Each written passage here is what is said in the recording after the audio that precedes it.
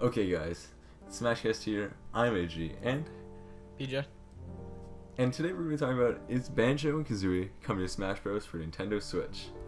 Because Phil Spencer said they are, and here's why. That's the biggest lie of 2018. So there's two important tweets to this. So back in 2015, when Nintendo was holding the poll for a fighter to be in Smash by fan choice, someone tweeted at Phil Spencer saying, Nintendo is holding a poll for the next Smash Bros. DLC, and Banjo is a popular choice. It would mean so much if you could get him in. And Phil Spencer replied with, I think it would be cool if Banjo was in the next Super Smash Bros. DLC. We've worked with Nintendo on rare IP before, no issues. And now the tweet that's getting a lot of attention quite recently is another person tweeting at Phil Spencer saying, are you still willing to let Banjo and Kazooie appear in Smash Bros? And he replies with, yep. So obviously his standpoint hasn't changed very much. So is this likely that it could happen? Basically, if we take a look at Phil Spencer, he was recently promoted in 2017, which this is kind of important. So he was promoted to something around the lines of vice president, executive vice president of gaming within Microsoft. Now, this may not sound big, but the thing is that now the difference is he reports directly to the Microsoft CEO, Satya Nadella. So the thing is, he does have a big swing in the company. The other thing is, though, we have to remember that Phil is a hype man. Okay, he's a hype beast. So he really likes getting everybody like loving Xbox for a while when they start doing some stupid stuff like calling it the Xbox One X. So he knows how to fix PR. He knows how to do that. And the thing is that he's said a lot of things in like this in the past, which is obviously super insane. We've heard crazier things about him and Microsoft working together before, and it's obviously never happened that they've ever worked in such a fashion in terms of rare and anything, something more than just having like Minecraft come to the Switch. Because yeah, okay. So the thing is that this really could just be Phil just trying to bring some more good PR to Xbox. What do you think? I mean, possibly, but at the same time, it would make sense that Banjo wasn't in the last Smash game, considering there was no partner characters. So I think this time around, this actually increases the chances, but at the same time, he's smart with this kind of stuff, so it could be hard to tell. But it would be sick if they were in, because kind of Nintendo and Banjo kind of meeting up once again. Yeah. The only thing is that it would make a lot of sense if Banjo came as DLC, right? Mm-hmm. As you were saying, and it's not in the base game. And then the issue with that would be, is Microsoft going to ask for royalties on the DLC? And if so, would Nintendo even consider doing it at that point, or would Nintendo not want to do it? Hard to say. I mean, I don't think they're that desperate, if you know what I mean, because they have many other characters I'm sure they're going to shock us with. But, I mean, Sakurai loves to please the fans, as we've obviously seen through these past 4 games. So hard to say. I think the great thing that would happen is that if they release Banjo as DLC in Smash, then they also co-announce Microsoft a new Banjo game on Microsoft's Xbox platform and the PC, obviously, but not cross-platform. It would obviously be exclusive, but they would wait until he gets into Smash and then they announce it. Now the thing is, obviously there's nothing in development in terms of Banjo, because right now Rare's already working on a game, Sea of Thieves, right? Yeah. Yep. So that comes out this year, so they don't have any time to work on Banjo a lot, but they could get enough for a tech demo in time for the 2019 when we see DLC get announced for Smash Bros. From Nintendo Switch. Yeah, So definitely, because, I mean, like, I was even surprised to hear the game's coming out this year, and I'd be shocked if it even came out this year, but you never really know. But yeah, we're definitely not going to see any DLC until at least 2019, maybe later, you never know. But I mean, I could see it being like cross-announced at some sort of, or not some sort of, but at an E3 further down the line, being one of the last DLCs. Hard to say, because we're looking literally years into the future, but depending on the characters, like, it's kind of like easy to tell, I guess, well, not easy to tell, but it's like kind of like easily predictable. In like what kind of characters, like really like nostalgic characters. For example, how Lucas was announced and Mewtwo, like that was the perfect time, and that's what got the most hype, to be honest. My opinion, yeah. But then the other thing is, we also already have Duck Hunt, and Duck Hunt is kind of our Banjo and Kazooie. Right. So, I mean, I can just put a picture on the screen right now. We got this from Smash Bros. Reddit.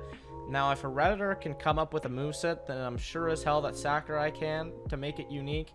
And if we're just looking here, like, some of the stuff actually looks pretty cool. And obviously, they're not going to, like, use these exact things in Smash, like, whatsoever, if he even gets in. But, like, it's possible to make it a different character considering the games that he's been in and all that. So this moveset looks pretty interesting from an illustrated standpoint, but the thing is that this is very boring. Now, if we take a look at what Sakurai actually did with Pac-Man could have been a really bad moveset, but he added things like the fire hydrant. That was great. Oh my god, that was legendary. Right, I mean, stuff I troll like PJ so much with that. Yeah, stuff like that happens. I mean, if you think about it, like Captain Falcon's in a racing game, F-Zero, like there's no moveset for that. Like he literally drives, right? Or races, my bad. But well, his moveset is pretty basic. It's more of like a fighter. Yeah, no, but then because of that kind of like thinking of making something new, came the Falcon Punch, which is like a Smash like icon, basically. Yeah. The thing is, so obviously, yeah, this is really good, but if we do see Banjo come, this is probably a baseline moveset for what would happen. And look at how Pac-Man was used to represent different things. So he had the ghost that if his side B or his side tilt, I think, yeah, it was his tilt, that he would release the ghosts on either side, and then you could do that up, down, and all these different things. You had the taunts, which included Galaga and things like that. So what we could definitely see is something that's more, he brings in other things that reference maybe Conquer or anything of those lines, just Gruntilda, any character from Banjo Kazooie, within the moveset to spice it up so it's not this simple. Even Duck Hunt, like Duck Hunt they took a character which I guess you couldn't really see a moveset for, and then they introduced other things like the target, the can that bounces along, then you shoot it, the explosives. There's a lot of things that they can add, and this is a great moveset, but Sakurai's definitely going to improve upon it. Yeah, it just really impresses me with like the type of movesets that they make for these like odd characters, right? Like obviously this is kind of weird sometimes because like they have these amazing concepts like for Duck Hunt, but then you see all these clones like Lucina and I almost said Dr. Pit like you did, Dark Pit, Dr. Mario, and all those. But I was actually really impressed with the way that they made the moveset for Duck Hunt. Like everyone was talking about like they wanted him in and everything, but like I thought it was like really unique, well thought out. And even Wii Fit Trainer, like that was one of the newcomers that were announced when the game first got announced, like Smash 4, and even that was pretty interesting that they could come up with all that. Yeah. So now I'm just gonna run down a little bit of Rare history for anybody who's not caught up, and just the likelihood that this could happen even more could be understood through the history between these two companies. Now, Rare originally was a second party to Nintendo. Now, what happened was they created some of the most legendary games ever: GoldenEye, Perfect Dark, Diddy Kong Racing, and the original Donkey Kong Country. Now, the thing is, they ended up running into some trouble with financing. They needed some more money to run the studio, but Nintendo, being the frugal company they are, did not want to spend the money to fund some more games. And then obviously they had to go look for money elsewhere and some investors, so they went to seek a buyer. And to their surprise, Nintendo didn't even bid on the company.